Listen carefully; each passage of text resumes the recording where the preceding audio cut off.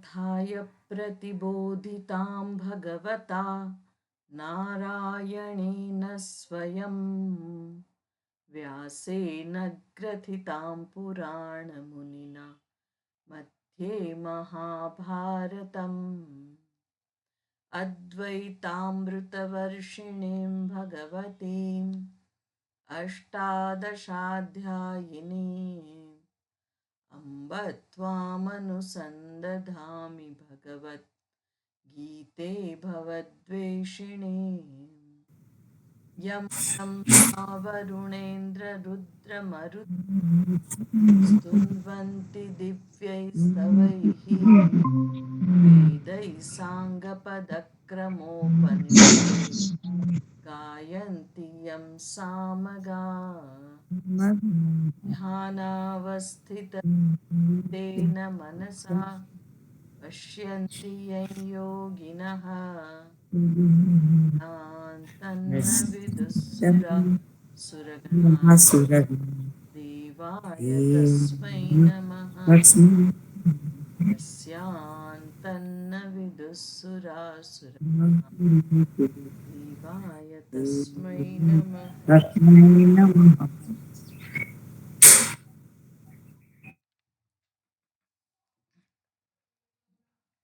ભગવાન 10મા અધ્યાયની અંદર ઈશ્વરની વિભૂતિ એટલે કે પોતાની વિભૂતિનું વર્ણન કરી રહ્યા છે અને 38મા શ્લોકમાં આપણે જોયું હતું ભગવાન કહી રહ્યા છે દંડો દમયતામસ્મિ નીતિરસ્મિ જિગીષતામ મૌનમ ચૈવાસ્મિ ગુહ્યાનામ જ્ઞાનમ જ્ઞાનવતામહમ દંડઃ દમયતામ अस्मि नीतिः अस्मि जिगीषतां मौनं च एव अस्मि गुह्यानां ज्ञानं ज्ञानवतामहम् આ બધું હું છું શું શું તો દર્શાવે છે દમયતામ દંડઃ અસ્મિ અસ્મિ એટલે હું છું અહમ અસ્મિ વર્તમાન કાળનું પદ છે દમયતામ દંડઃ જે દમન શિસ્તનું પાલન કરાવનારોનું દમન એટલે કે શિસ્ત એ હું છું પછી જિગીષતામ એટલે જેતુમ ઈચ્છા જિગીષા જીતવાની ઈચ્છા એમાં નીતિઃ અસ્મિ ન્યાય નીતિ એ હું છું વિજય હોવો જોઈએ પણ ન્યાયપૂર્ણ રીતે વિજય હોવો જોઈએ અધર્મથી નહીં અને ભગવાન કહે છે એ કોણ છે એ ન્યાયપૂર્ણ થયેલો વિજય એ હું છું પછી મૌનમ ચ એવ અસ્મિ ગુહ્યાનામ રહસ્યો ગુહ્ય એટલે રહસ્ય એમાં મૌન અહમ અસ્મિ હું મૌન છું જ્ઞાનવતામ અહમ જ્ઞાનમ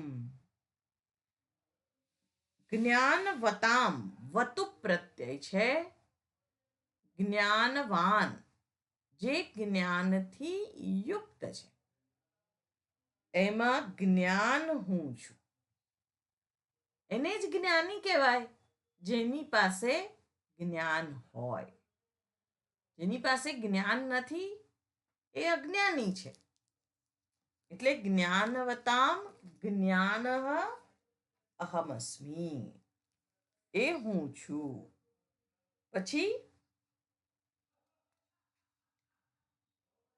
વિજયના જે ઈચ્છુકો છે, જે તો ઈચ્છા જિગીષતા, એમાં નીતિ એટલે ન્યાયભૂત જે માળખું છે આપણું, એની અંતર્ગત જ વિજય મેળવવો જોઈએ.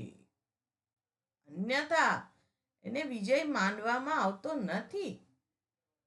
ન્યાયની કિંમતે મેળવેલો વિજય એ પરિપક્વ વ્યક્તિ માટે કોઈ અર્થ ધરાવતો નથી. જે વ્યક્તિ પરિપક્વ છે, ધર્મથી યુક્ત છે, અને એના માટે આ અધર્મથી જો વિજય મેળવેલો હોય તો એ વિજયનો કોઈ અર્થ રહેતો નથી. કારણ કે શું છે કે વિજય એટલો જ મહત્વનો નથી, પણ વિજયની સાથે સાથે શું મહત્વનું છે? નીતિ, નીતિયુક્ત જીવન. અને આપણા બધાનું કેવું જીવન છે? નીતિયુક્ત છે. ઈશ્વર છે નીતિ. આપણે ધર્મ રાજા, યમરાજા કહીએ છીએ. એ કોણ છે? મૃત્યુના દેવતા છે. અને જ્યારે એ દેવતા પોતાનું શાસન કરે છે ત્યારે અધર્મનું કંઈ ચાલતું નથી. એટલે જેવો વિજયના ઈચ્છુકો છે એમાં નીતિ, ન્યાય હું છું.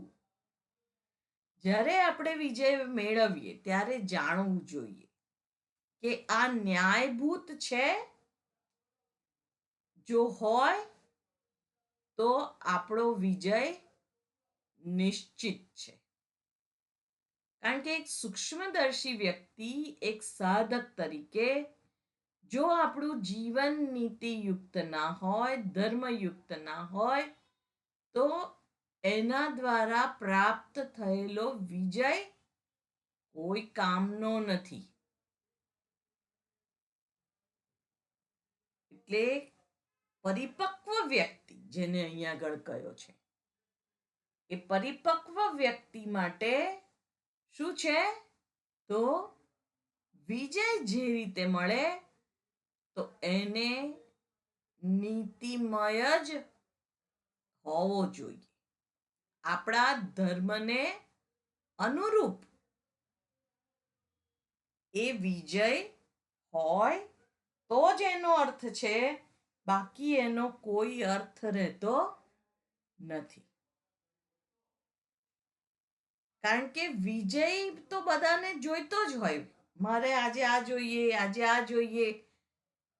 અને એ આપણા માટે એ વસ્તુને પ્રાપ્ત કરવું, એ વ્યક્તિને, એ પરિસ્થિતિને પ્રાપ્ત કરવી એ વિજય છે. આપણે કઈ અત્યારે મોટી મોટી લડાઈઓ અર્જુને લડી એવી લડાઈઓ લડવા નથી જવાના. પણ જ્યાં આપણે છીએ ત્યાં આગળ આપણા વર્ણાશ્રમ ધર્મને અનુરૂપ આપણે જીવન જીવીએ અને એ જીવનના દ્વારા આપણો પણ વિજય થાય અને સર્વનું કલ્યાણ થાય. એને જ વિજય કહેવામાં આવે છે. કારણ કે યુદ્ધની અંદર તો બંને પક્ષે હિંસા જ છે. એમાં હારવાનું જ હોય છે. જ્યારે હારવાનું હોય છે ત્યારે સંહાર છે. અને એ સંહાર કોઈને પણ અભિષ્ટ નથી. એટલે અહીંયા આગળ કહે છે કે વિજય હોય પણ ન્યાયના આધારે મેળવેલો વિજય. અને એ વિજય કયો છે? તો સાધ્યની સાથે સાથે એ મેળવવાનું સાધન પણ એટલું જ મહત્વનું હોય છે. ટૂંકા રસ્તાઓ પસંદ કરીને મેળવેલો વિજય એ વિજય નથી હોતો, અને એ કદાચ લાંબુ ટકે તો પણ એ નીતિમય નથી. એટલે એનો આધાર જ અનીતિમાં રાખેલો છે. તો એ સાધન બરાબર આપણે અખત્યાર કરેલું નથી, એ જાણવું જોઈએ. અને અહીંયા નથી કહ્યું, પણ એમાં અધ્યાહાર છે કે દરેક કર્મનું ફળ હોય છે. જો એ વિજય અધર્મની રીતે હોય તો એનું ફળ પાપ છે. ધર્મની રીતે વિજય હોય એનું ફળ પુણ્ય છે. અને જે પાપ છે એ આપણા જીવનની અંદર દુઃખદ પરિસ્થિતિ ઊભી કરે છે. આપણે જ્યારે કંઈ પણ મુશ્કેલી આવે, પીડા થાય, આપણે શું કહીએ છીએ? આ કોઈ પાપનું ફળ છે. ચોક્કસ આ મારા કોઈ પાપ આડે આવ્યા.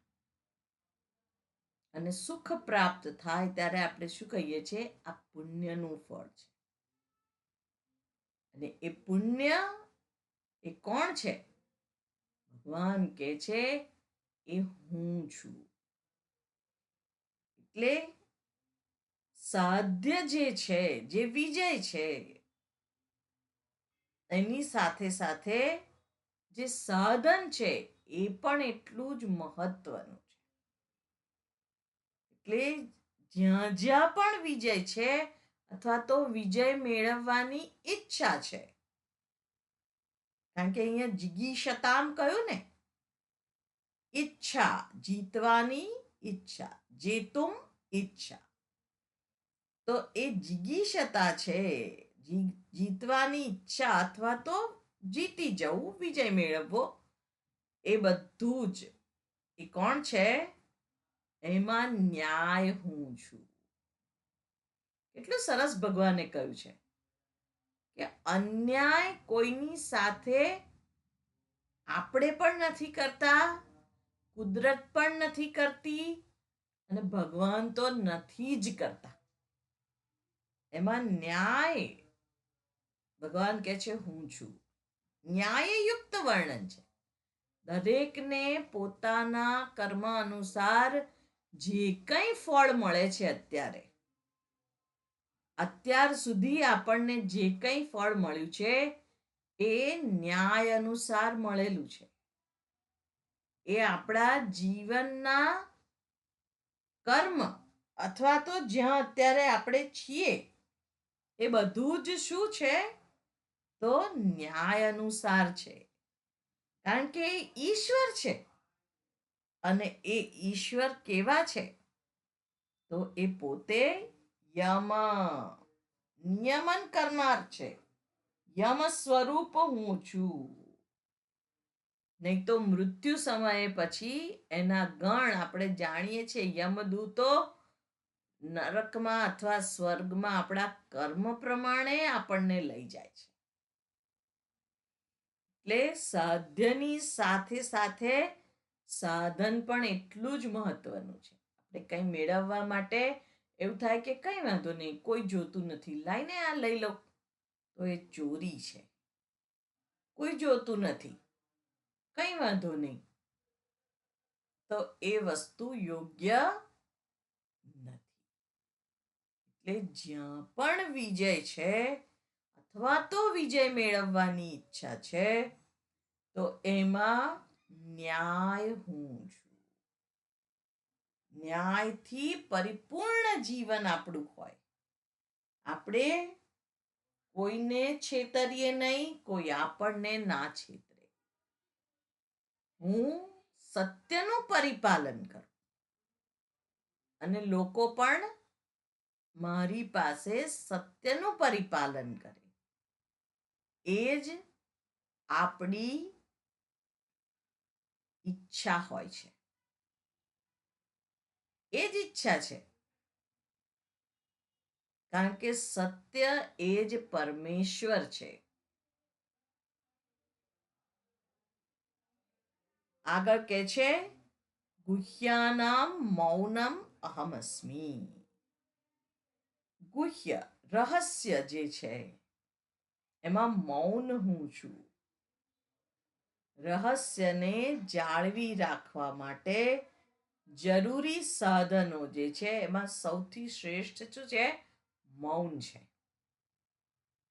કોઈના પણ રહસ્યને આપણે ખુલ્લું કરીએ, કોઈકની આગળ છતું કરી દઈએ તો એ ફરી ફરીને છેવટે આપણી પાસે જ આવે છે.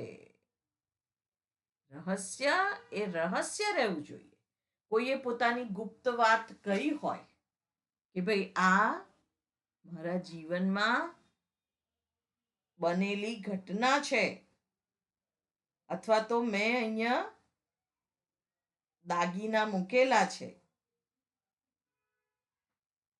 તમે કોઈને કહેશો નહીં, અને આપણે એનો ઢંઢેરો પીટીએ તો અહીંયા આગળ ભગવાન કહે છે કે એ મૌન નથી.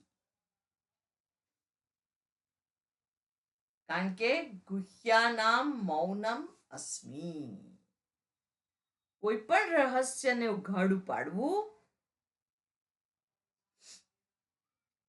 રહસ્ય ગુહ્ય એ યોગ્ય નથી. રહસ્ય માટે મૌન એક માત્ર ઉપાય છે, અને એટલે જ રહસ્ય રહસ્ય રહે છે. નહીં તો રહસ્યનું જે ઉત્તમ રૂપ છે એ જળવાય જ નહીં. એટલે અહીંયા કહે છે કે જેમને આત્મજ્ઞાન થયું છે એમાં જે સ્વરૂપ છે એ હું છું.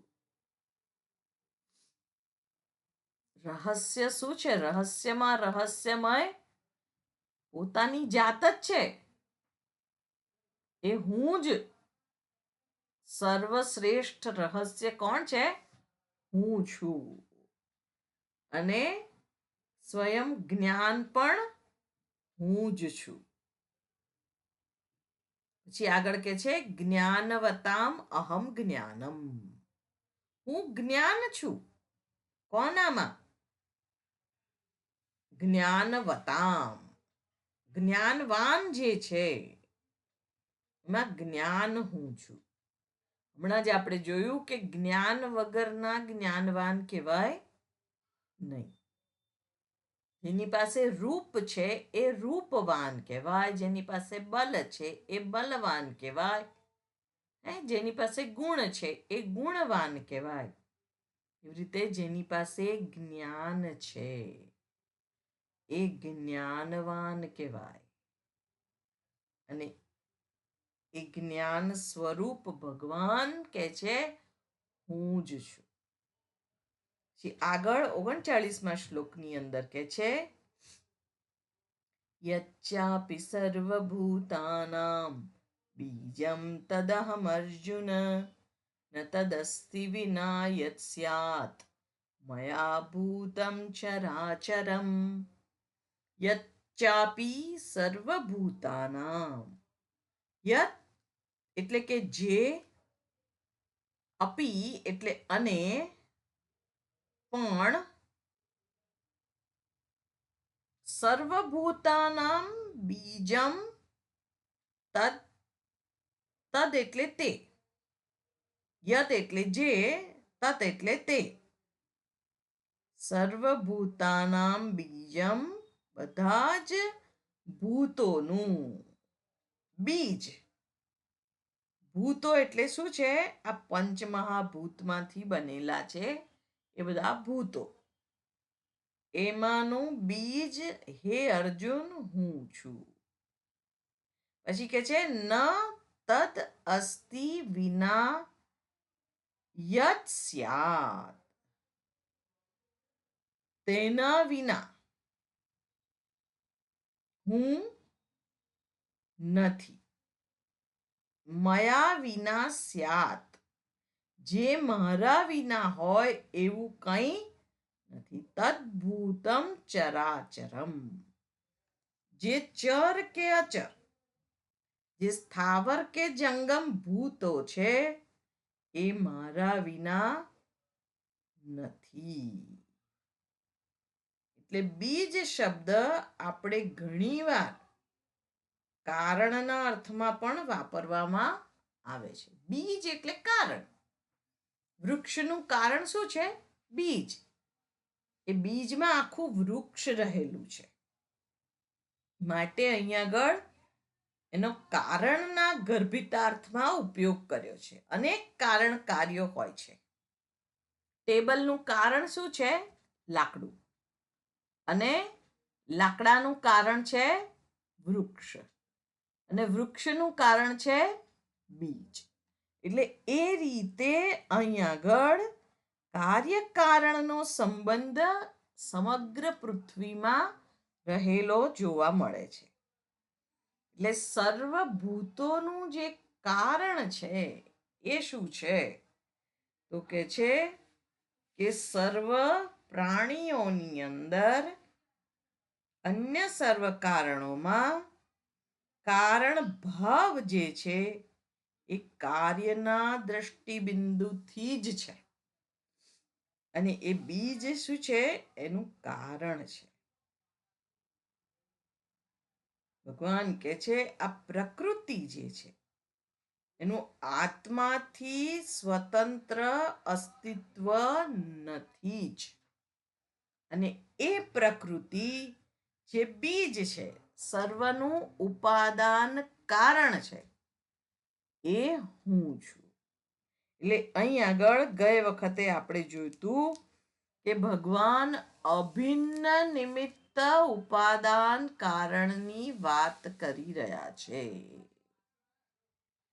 કારણ કે બીજ પણ હું છું, એટલે કે કારણ પણ હું છું, અને શાસ્ત્રમાં કહે છે કાર્ય રૂપે પણ એ જ પ્રગટ થયેલો છે. ક્યાં આગળ? સર્વ બ્રહ્માંડમાં જે કંઈ છે, જે કંઈ અભિવ્યક્ત છે, જે કંઈ અનભિવ્યક્ત છે, એ બધું જ ભગવાન પોતે છે. એટલે પરમેશ્વર જે છે એ કારણ પણ છે અને કાર્ય પણ છે. અને ઉપનિષદમાં એનો સંદર્ભ આપણને જોવા મળે છે કે ભાઈ એ કારણ ને કાર્ય કેવી રીતે હોઈ શકે? કારણ કે અનંત જન્મોનો પ્રશ્ન છે કે બીજ પહેલું કે વૃક્ષ પહેલું?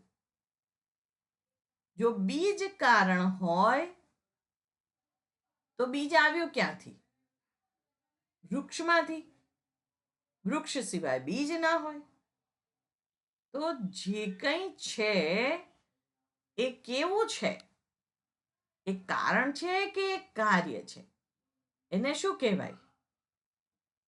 વેદાંત આપણને કહે છે, શાસ્ત્ર કહે છે અભિન્ન નિમિત્ત ઉપાદાન કારણ છે. અને એનું ઉદાહરણ છે યથોર્ણ નાભી સૃજતે ગૃહ્ણતે ચ. યથા ઉર્ણ નાભી, કરોળિયો, સૃજતે, સર્જન કરે છે, અને ગૃહ્ણતે, પાછું પોતાનામાં જ એ લઈ લે છે. આપણે કરોળિયો આમ ઉપરથી નીચે લટકતો હોય અને આપણે જરાક હાથ અડાડીએ એ સડસડાટ કરતો ઉપર ચાલ્યો જાય. તો એ મટીરિયલ ક્યાંથી લાવ્યો? એ પોતાનામાંથી જ લાવ્યો છે. એ બહાર લેવા નથી ગયો. એટલે અભિન્ન નિમિત્ત ઉપાદાન કારણ. બીજું ઉદાહરણ આપણે જોઈએ ઘડો અને કુંભાર. કુંભાર છે એ નિમિત્ત કારણ છે, માટી છે એ ઉપાદાન કારણ છે. હવે ઉપાદાન કારણ એટલે જેમાંથી કંઈક ઉત્પન્ન કરી શકાય. અને નિમિત્ત કારણ એટલે કે જે એના માટેનો નિમિત્ત છે. એટલે નિમિત્ત કારણ કોણ છે? કુંભાર છે. અને એ કુંભાર ઘડો બનાવે તો એની માટી તો આ જગતમાંથી લે છે. જ્યારે ઈશ્વરે આ જગત બનાવ્યું છે, જે ચર અને અચર છે, એ ભગવાન અહીં આગળ જે 5 મહાભૂતો રૂપે પ્રગટ થયેલા છે, એ પછી એ ઓઝોનનું સ્તર હોય કે ઓક્સિજનનું હોય કે બીજા અનેક હાઇડ્રોજન, નાઇટ્રોજન વગેરે વાયુઓ હોય, એનું જે સ્તર હોય, એ બધું જ કોણ છે? ભગવાન કહે છે હું છું. મારા નિયમો પ્રમાણે ચાલે છે અને એ નિયમોનો ઘડનાર ઈશ્વર છે. એટલે આ મટીરિયલ તો પછી ક્યાંથી લાવ્યો? એ વાયુનું, હે, એને કોઈક જગ્યાએ બેસીને તો વાયુ બનાવ્યો હશે ને, અથવા તો આ આકાશ બનાવ્યું હશે ને. આકાશ એટલે સ્પેસ. આપણને જે જણાય છે એનાથી અનંત ગણી સ્પેસ છે. આકાશ એટલે ઉપર જે પેલું બ્લુ કલરનું દેખાય છે એ નહીં, સ્કાય નહીં, પણ એ આકાશ. એ આકાશ શું છે? અવકાશ પ્રદાતૃ આકાશ. જે કંઈ છે બધું જ એની જ અભિવ્યક્તિ છે. તો આ જે છે એ ક્યાંથી આવ્યું? એનું મટીરિયલ એ ક્યાંથી લાવ્યો? તો ઉદાહરણ આપવામાં આવે છે, યથા ઉર્ણનાભી સૃજતે ગૃહ્ણતે ચ. જેવી રીતે કરોળિયો પોતાનું જાળું બનાવે છે, એનું મટીરિયલ એ ક્યાંથી લાવ્યો? તો કે છે કે એ પોતાનામાંથી જ લાવ્યો અને પોતે જ એની રચના કરેલી છે. એટલે કહેવામાં આવે છે કે પેલામાં મેકર એન્ડ મટીરિયલ કોઝ એ બંને જુદું છે, પણ અહીં આગળ અભિન્ન નિમિત્ત ઉપાદાન કારણ. નિમિત્ત કારણ અને ઉપાદાન, મટીરિયલ અને મેકર એ બંને એક જ છે. એટલે આપણે જોવાનું છે કે આપણા શાસ્ત્રની અંદર કેટલી સચોટ અને સૂક્ષ્મ વાત કરેલી છે કે જે બીજી કોઈ જગ્યાએ જોવા મળતી નથી. એટલા માટે જ વેદ, વિદ ધાતુ પરથી શબ્દ આવ્યો છે, જ્ઞાનનો ભંડાર કહેલો છે. સચોટ અને સુંદર વાત. એટલે અહીંયા આગળ કહે છે કે ન તદસ્તિ વિના યત સ્યાત મયા ભૂતમ ચરાચરમ. જેના વિના આ ભૂત, 5 મહાભૂતોમાંથી બનેલા આ ભૂતો, આપણે બધા ચર અને અચર, જે સ્થાવર છે અને જંગમ છે, એ મારા વિના છે નહીં. અને ભગવાન હવે આગળ એની વિભૂતિઓનું વર્ણન કરી રહ્યા છે કે જ્યાંથી એમણે કેવું પડે કે હવે આગળ વધી શકાય એમ નથી. કેમ? કારણ કે એમની વિભૂતિઓની યાદી અનંત છે, અંત વિનાની છે. કેટલી જગ્યાએ હે પાર્થ હું તને ગણાવું એવું ભગવાન આગળ કહેવાના છે. એટલે 40મા શ્લોકની અંદર કે છે, નાંતોસ્મિ મમ દિવ્યાનામ વિભૂતિનામ પરંતપઃ એષ તુદ્દેશતઃ પ્રોક્તઃ વિભૂતેર્વિસ્તરો મયા ન અંતઃ અસ્મિ. મારો અંત નથી. ભગવાન પોતાની વાત કરી રહ્યા છે. એક શ્રી કૃષ્ણ તરીકેના રૂપ માત્રની નહીં, પણ એના સ્વરૂપની વાત કરે છે. ન અંતઃ અસ્મિ, મારો અંત નથી, અને મમ્મ દિવ્યાનામ વિભૂતિનામ અંતઃ અપી નાસ્મિ. મારી આ દિવ્ય વિભૂતિઓ છે જે મને સંલગ્ન છે એનો પણ અંત નથી. હે પરંતપ, અર્જુનને સંબોધન છે. પરંતપ, પરાન શત્રુન તાપયતી ઇતિ પરંતપ. જે પોતાને શત્રુ જે ગણે છે, ભગવાન કોઈને શત્રુ નથી ગણતા, પણ એમને જે શત્રુ તરીકે જુએ છે, એવી રીતે અર્જુનના માટે પણ આ પરંતપ શબ્દ વપરાયેલો છે કે જે પોતાને શત્રુ તરીકે જુએ છે એને એ તપાવે છે. ભગવાન શત્રુઓને તપાવનાર, શત્રુઓ ઉપર હંમેશા વિજય મેળવનાર છે. અર્જુન પણ એ જ છે. અહીંયા અર્જુને સંબોધન કરેલું છે કે હે પરંતપ, હે અર્જુન, મારી આ જે દિવ્ય વિભૂતિ છે એનો નાશ શક્ય નથી, એનો અંત શક્ય નથી. તો એષઃ ઉદ્દેશતઃ પ્રોક્તઃ વિભૂતેર વિસ્તરો મયા. એષ, આ રીતે, નતુ ઉદ્દેશતઃ, મારા દ્વારા, તું એટલે પરંતુ, પરંતુ મારા દ્વારા જે કંઈ ઉદ્દેશતઃ એટલે મહત્વની વિભૂતિને ધ્યાનમાં રાખીને, વિભૂતે હે વિભૂતિઓનું, એષઃ વિસ્તરઃ પ્રોક્તઃ આ મયા મારા દ્વારા વિભૂતિનો વિસ્તાર કરવામાં આવ્યો. આ મારી વિભૂતિઓનું વિગતવાર વર્ણન કરવામાં આવ્યું. એટલે કે છે કે શત્રુઓને તપાવનાર હે અર્જુન, મારી દિવ્ય વિભૂતિઓનો કોઈ જ અંત નથી, પરંતુ મારા દ્વારા એક અંશનો, કેટલીક મહત્વની વિભૂતિઓને ધ્યાનમાં રાખીને આ વિસ્તાર કહેવામાં આવ્યો છે, વિગતવાર વર્ણન કરવામાં આવ્યું.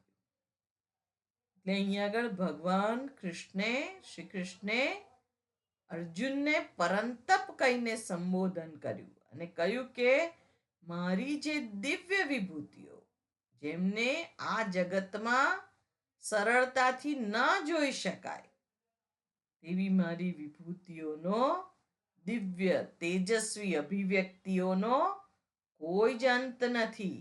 તેથી હું અહીંયા તેને અંત લાવું છું, એટલે અટકું છું. હવે હું અટકું છું, કારણ કે જે કંઈ અહીંયા વર્ણન કરવામાં આવ્યું એ મારી વિભૂતિઓના વિશાળ વિસ્તારની સંક્ષેપ ગણતરી માત્ર છે. અને જો આવું જ હોય તો આપણને એવું થાય કે ભાઈ તમે પ્રારંભ કેમ કર્યો? તો કે વિભૂતિઓને સમજાવવા હું માંગુ છું. જ્યાં કોઈ પણ વિશેષતા કે તેજસ્વીતા છે તે મારી જ છે. જો તું મને પૂછે કે મેં આવું શા માટે કર્યું, તો કે છે કે સામાન્ય નિયમ પ્રસ્થાપિત કરવા માટે. અને એ નિયમ કયો છે તો એ આગળના શ્લોકની અંદર દર્શાવે છે. યદ્યદ્ વિભૂતિમત સત્વમ શ્રીમદુર્જિતમેવ ચ તત્તદેવાવગચ્છત્વમ મમ તેજોંશ સંભવમ. યત યત વિભૂતિ મત સત્વમ શ્રીમત ઊર્જિત એવ ચ તત્તત એવ અવગચ્છત્વમ મમ તેજઃ અંશ સંભવમ.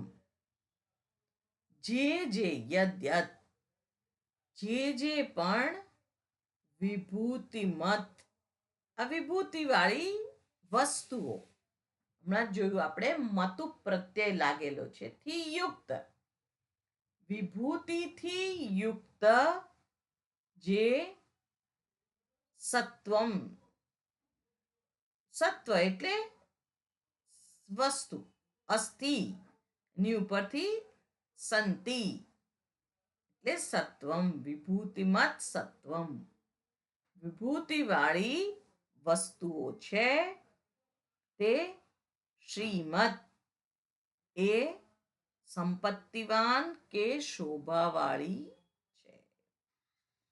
ઉર્જિતમ ખરેખર વિલક્ષણ શક્તિશાળી જે વસ્તુ છે, તત્તત તે વિભૂતિ મમ તેજઃ અંશ સંભવમ એવ, મારા જ તેજના અંશમાંથી ઉદ્ભવેલી છે એવું ત્વમ તું અવગચ્છ એમ જાણ.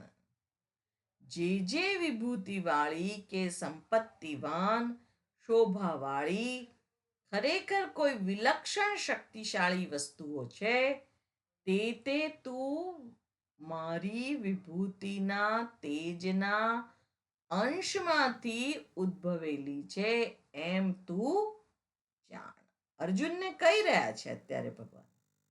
એટલે આ જગતની કોઈ પણ વિભૂતિવાળી વસ્તુ હોય, પછી ભલે તે જ્ઞાન હોય, શક્તિ હોય, સુંદરતા હોય, કોઈ તેજ હોય, કશામાં કુશળતા હોય, કોઈ પણ નામના હોય, યશ હોય, ભગવાન શું કે છે? એને શ્રીમત કે છે.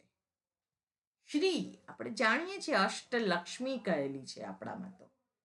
અને કઈ લક્ષ્મી છે બધી? ધનલક્ષ્મી, ધાન્યલક્ષ્મી, સંતાનલક્ષ્મી, ગૃહલક્ષ્મી, સૌભાગ્યલક્ષ્મી, કીર્તિ લક્ષ્મી. એ કીર્તિ, ધન, ધાન્ય, સંતાન, ગૃહ, સૌભાગ્ય, વિદ્યા પણ લક્ષ્મી કહેલી છે. જ્ઞાન, આ વિવિધ પ્રકારની અષ્ટલક્ષ્મી છે, જેને શ્રી કહેવામાં આવે છે. જેની પાસે શ્રી છે તેને શ્રીમત કહેવામાં આવે છે. મતુ પ્રત્યય લાગ્યો છે અહીં આગળ.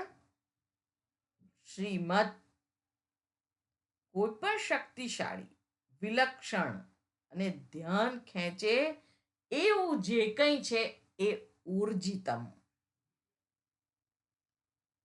અવગચ્છ એને તું જાણી લે, સમજી લે કે દરેક વિભૂતિ મારા તેજના અંશમાંથી જ જન્મેલી છે. તત્તત મમ તેજ અંશ સંભવ એવ, તેજ મારા ભગવાનનું તેજ છે. ભગ ઈશ્વરના, ભગ ઐશ્વર્ય જે 6 પ્રકારના છે, એટલે શ્રી સંપત્તિ, ઐશ્વર્યમ, ઇટ શાસને સર્વ શાસન, યશમ યશ, વૈરાગ્યમ સંપૂર્ણ વૈરાગ્ય, જ્ઞાનમ અનંત જ્ઞાન, અને વીર્યમ અનંત શક્તિ, સૃષ્ટિ સ્થિતિ અને સંહારની સંપૂર્ણ શક્તિ, એ સર્વ વિભૂતિઓ આ 6 ઐશ્વર્યોમાંથી જન્મી છે. ઈશ્વરના અનંત પ્રભાવનું વર્ગીકરણ કરવાના પ્રયત્ન રૂપે એને ભગ કહેવામાં આવે છે. આપણે જાણેલું છે ભગવાન. ભગ 6 વસ્તુઓને ભગ કહેવામાં આવે છે. સુંદર શ્લોક છે. ઐશ્વર્યસ્ય સમગ્રસ્ય ધર્મસ્ય યશસ્ય શ્રિયઃ વૈરાગ્યશ્ચાથ મોક્ષશ્ચ ષણ્ણામ ભગ ઇતિ રણા. આ છ જે છે, સમગ્ર ઐશ્વર્ય, સમગ્ર યશ, સમગ્ર વૈરાગ્ય, સમગ્રાશ્રી, બધું જ સમગ્ર છે. એની પાસે કંઈ જ ઓછું નથી.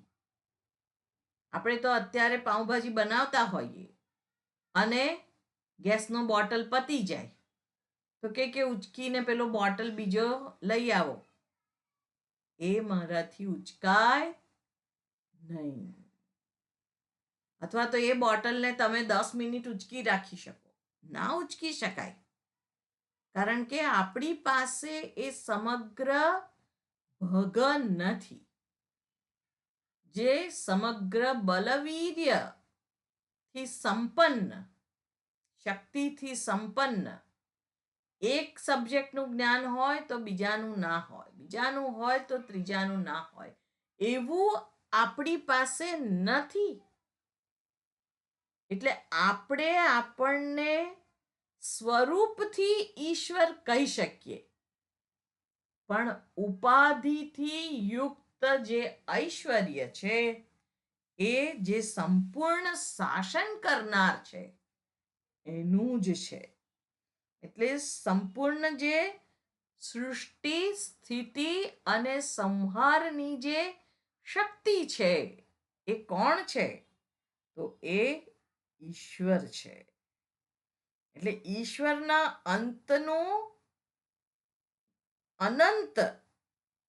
અંતનું નહીં, ઈશ્વરનું જે અનંત પ્રભાવ જે છે એનું વર્ગીકરણ કરવાની જે વાત છે, એના પ્રયત્ન જે છે, એના રૂપે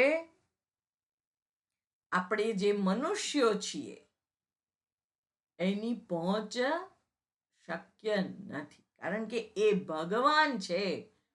જો સ્વામીજી સરસ કહેતા, આપણે ગભવાન છીએ. કારણ કે આપણે કેવા છીએ? સંપૂર્ણ વીર્ય શક્તિથી સંપન્ન નથી. કઈ રીતે આપણો જન્મ થયો છે ખબર નથી. કયા કર્મોના કારણે થયો છે, ચોક્કસ આ જ ઘરમાં કેમ થયો છે ખબર નથી.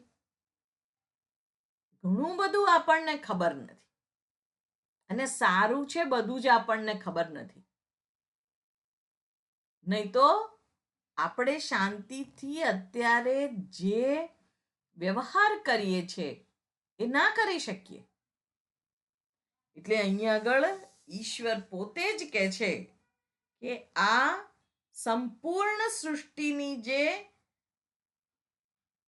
સર્જન કરવાની શક્તિ, સ્થિતિ શક્તિ અને સંહાર શક્તિ, જેને આપણે બ્રહ્મા, વિષ્ણુ ને મહેશ ત્રણના નામે ઓળખીએ છીએ, એ સર્વ આ 6 ઐશ્વર્યથી યુક્ત છે.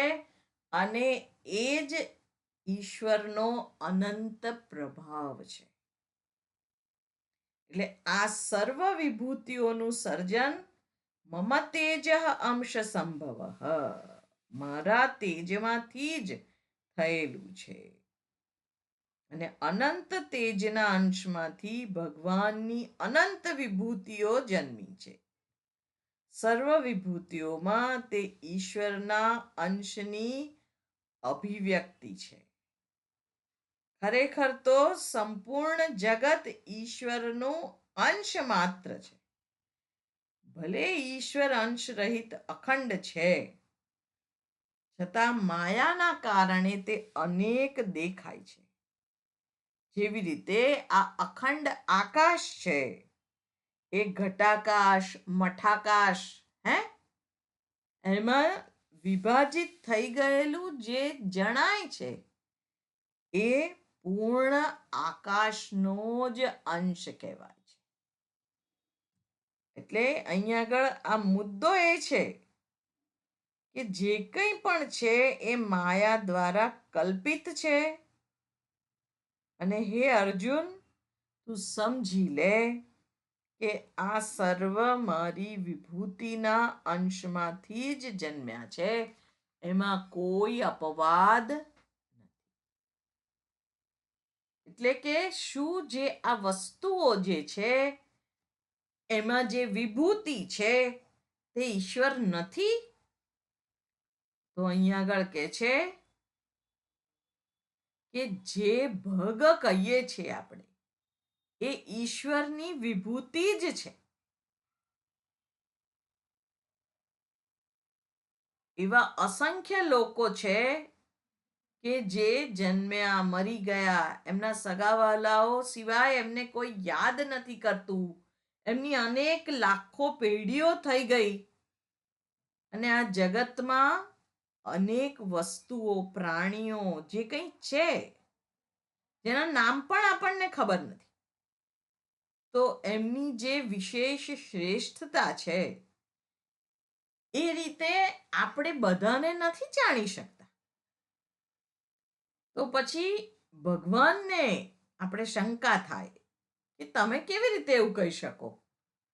અમે તો આટલાને નથી જાણી શકતા, તો તમે કેવી રીતે કહી શકો કે આ સમગ્ર સૃષ્ટિના સર્જન કરતા, સ્થિતિ કરતા, સંહાર કરતા તમે છો? તમારા કયા તેજના અંશમાંથી જન્મ્યા છે? તો અહીંયા આગળ બહુ સારી રીતે સમજવું જોઈએ આપણે કે આ જે વિભૂતિઓ છે, જે ષડ ઐશ્વર્ય છે, એ સંપૂર્ણ છે એની પાસે. આપણી પાસે અંશ માત્ર છે, એટલે આપણે થોડા શક્તિમાન છીએ, થોડું આપણું શાસન છે, થોડી શ્રેષ્ઠતા છે, થોડો વૈરાગ્ય છે, બધું અંશમાં છે આપણી પાસે. પણ જે ઈશ્વર પાસે છે એ સંપૂર્ણ માત્રામાં છે, અને આ એનો બીજો અર્થ છે. એટલે આ જે શ્લોક છે એ જ્યાં પણ કોઈ વિભૂતિ હોય તે ઈશ્વરની વિભૂતિ છે એવો સામાન્ય નિયમ પ્રસ્થાપિત દર્શાવે છે. પણ કોઈએ કોઈક વિશેષ વસ્તુ પ્રાપ્ત કરી હોય તો એ પણ આપણા ઈર્ષાનું કેન્દ્ર ના હોય, એ આપણા માટે પ્રશંસનીય હોય. સર્વને ઈશ્વરની વિભૂતિ તરીકે આપણે દર્શન કરવાનું. એટલે એક નાનું ઘાસનું તણખલું પણ ઈશ્વરની વિભૂતિ છે, અને આ બ્રહ્માંડ પણ, સમગ્ર બ્રહ્માંડ ઈશ્વરની જ વિભૂતિ છે. એટલે કોઈ એક સ્થાને તેની અભિવ્યક્તિ ઓછી છે ને બીજા સ્થાને વધારે છે એવું નથી. ભગવાન એવા ફેર પાડતો નથી. જો એમની વિભૂતિઓને આપણે ઓળખીએ તો આપણે પણ ભગવાનની જ વિભૂતિ બની જઈએ. આ સુંદરતા છે, એની કદર કરવાનું જે આપણી અંદર સામર્થ્ય છે, એ કોણ છે? એ ઈશ્વરની વિભૂતિ છે. બધામાં એ સામર્થ્ય હોતું નથી. અમુક લોકો ઈર્ષા જેને થતી હોય, અમુક લોકોને ક્રોધ હોય, અને વત્તા ઓછા અંશે માનવ તરીકે આપણા બધાની અંદર એ હોય, સાથે સાથે એ જે એની કદર કરવાની. આપણે તો દુશ્મનને પણ, ભલે દુશ્મન હોય પણ એનામાં સારું પાસું હોય તો આપણે જગ જાહેર કરીએ. આપણી સંસ્કૃતિ એ છે કે આ એનામાં સુંદરતા છે. એટલે જે કંઈ છે એ ઈશ્વરની જ વિભૂતિ છે, અને એની કદર કરવાનું જે મારું સામર્થ્ય છે એ પણ ઈશ્વરની જ વિભૂતિ છે. એટલે આપણે જોઈએ કે કોઈનો કંઠ મધુર હોય, ઘાસનું એક તણખલું હોય, સૂર્ય, ચંદ્ર, તારા, નક્ષત્ર, બધું જ જે કંઈ છે બધું જ ઈશ્વરની વિભૂતિ છે. એટલે અહીંયા આગળ કહેવામાં આવે છે કે આ જે કંઈ છે એ બધું જ ઈશ્વરની વિભૂતિ છે. સંપૂર્ણ વિશ્વ એ આપણને અહીંયા આપવામાં આવ્યું છે. એટલે આ અધ્યાય જે વિભૂતિ યોગ છે એ દર્શાવે છે કે જ્યાં પણ કોઈ તેજસ્વીતા છે, કુશળતા છે, બધું શું છે? ઈશ્વરની જ વિભૂતિ છે. અહંકાર નહીવત છે. મેં કર્યું બરાબર છે, એક કાર્યકરણ સંઘાત તરીકે આપણે જ કરીએ છીએ, કારણ કે આ મન, બુદ્ધિ, ઇન્દ્રિયોથી આપણને સંપન્ન રાખવામાં આવેલા છે. અને એ શું છે? તો એ ઈશ્વર છે. ઈશ્વરના નિયમના આધારે જ જે કંઈ થાય છે એ થાય છે. બાકી બીજી કોઈ રીતે એ થતું નથી. કંઈક સંશોધનો થયા છે અને હજુ કંઈક થવાના છે. તો એ બધા સંશોધનો પણ ઈશ્વરના નિયમ અનુસાર જ છે. એ વિભૂતિ જ એ દર્શાવે છે કે આ હું છું. પછી એ અહંકાર નથી. જે જ્ઞાની છે, જે ભક્ત છે, એ પણ આ કાર્યકરણ સંઘાતને તો હું જ કહે છે. આ બુદ્ધિ, મન, ઇન્દ્રિયો, આ કાર્યકરણ સંઘાત સિવાય પોતાનું કયું અસ્તિત્વ છે? પોતે જ આમાં પણ છે.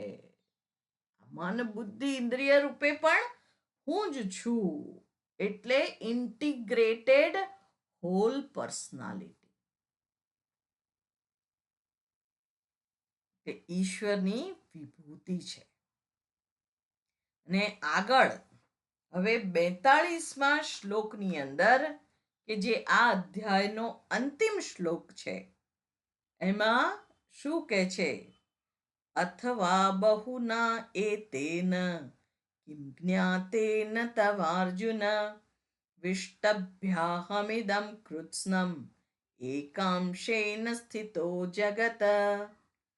અથવા, સાચું કહું તો, બહુના એતેન જ્ઞાતેન કિમ, તવ, હે અર્જુન, હે અર્જુન, સાચું કહું તો આ બધું જાણીને, કિમ તવ, તને શું ફળ મળશે? અહમ એકાંશેન ઇદમ કૃત્સ્નમ જગત વિષ્ટભ્ય સ્થિતઃ. સાચું કહું તો અર્જુન, આ બધું જાણીને તને શું મળશે? શું મળશે? ભગવાનનું દર્શન મળશે. શું મળે આ જાણીને? સ્વરૂપ જ્ઞાન મળે. અને આ સંપૂર્ણ જગતને એક જ અંશથી વ્યાપીને હું રહેલો છું. એટલે ઉપનિષદની અંદર કે છે, પાદઃ અસ્ય વિશ્વા ભૂતાની ત્રિપાદસ્ય મૃતમ દિવી. પાદઃ અસ્ય વિશ્વ ભૂતાની. આ જે વિશ્વ છે એ મારો એક પાદ જ છે. અને ત્રિપાદસ્ય અમૃતમ દિવી, એટલે જે પૂર્ણ છે એમાં આમ તો કોઈ પાર્ટ હોતા જ નથી. પણ આપણે એક ધારો કે રોટલી કરીએ જે ગોળાકાર છે, એના 4 ભાગ કરીએ અને એમાંથી 1/4 ભાગ આપણે લઈએ તો એટલું જ હજુ તો વર્ણન થયું છે. બાકીનું 3/4 તો બાકી જ છે. એટલે હે ભગવાન, તમે કેવા છો એવું જાણીને અમને શું મળે? તો જે કંઈ તમારી અનંતતા છે એ અમારા માટે વિસ્મય રૂપ બને, જ્ઞાન રૂપ બને. એટલે અહીંયા આગળ કહે છે કે તમે સર્વ વિભૂતિ યુક્ત વસ્તુઓ મમ તેજોંશ સંભવમ, અને એ હે અર્જુન, આ બહુ જાણીને શું મળશે? કારણ કે હું તો એક જ અંશની વાત કરું તો પણ પૂરી થાય એવી નથી. અહમિદમ કૃત્સ્નમ જગત એકાંશેન, એટલે એક પાદેન વિષ્ટભ્ય સ્થિત, એક જ પાદને ધારણ કરીને હું રહેલો છું. અને ઉપાદાન કારણ હોય કે નિમિત્ત કારણ હોય, હમણાં જ આપણે જોયું, પછી એ ચર અચર હોય, સૂક્ષ્મ પ્રપંચ હોય કે સ્થૂળ પ્રપંચ હોય, બધું જ એ મારો જ અંશ છે. કે એક ચતુર્થાંશ રૂપે જ હજુ તો વર્ણન કર્યું નથી. અને બાકીનું પણ જે ઇન્દ્રિય જ્ઞાન રૂપે ઉપલબ્ધ નથી, એ પણ ભગવાન કહે છે હું જ છું. આ સાથે આ જે 10મો અધ્યાય વિભૂતિ યોગ અહીં આગળ સંપન્ન થાય છે. પુષ્પિકાનું પઠન કરીએ. ઓમ તત્સત इति श्रीमद्भगवद्गीतासु उपनिषत्सु ब्रह्मविद्यायां योगशास्त्रे श्रीकृष्णार्जुनसंवादे भूतियोगो नाम 10मोऽध्यायः. सर्वधर्मान् परित्यज्य मामेकं शरणं व्रज, अहं त्वा सर्वपापेभ्यः मोक्षयिष्यामि मा शुचः. હરિ ઓમ. આ સાથે આપણે 10મો વિભૂતિ યોગ છે એનું પઠન કર્યું, અને હવે 11મા અધ્યાયનું અધ્યયન આવતા વખતે કરીશું.